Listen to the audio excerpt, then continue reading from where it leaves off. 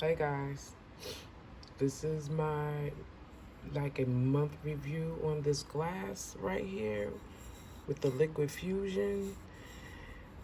I have to say, this is a real good one. Not one.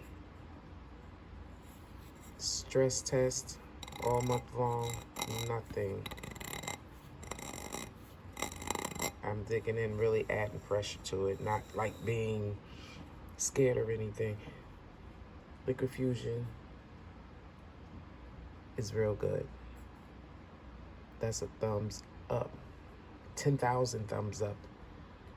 I am officially switching from E6000 to liquid fusion.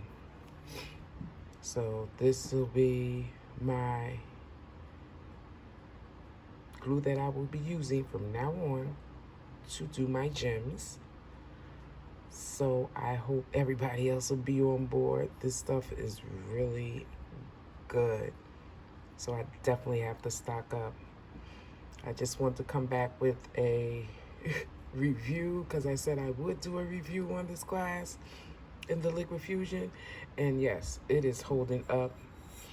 No complaints. All right, guys. Thanks. Bye.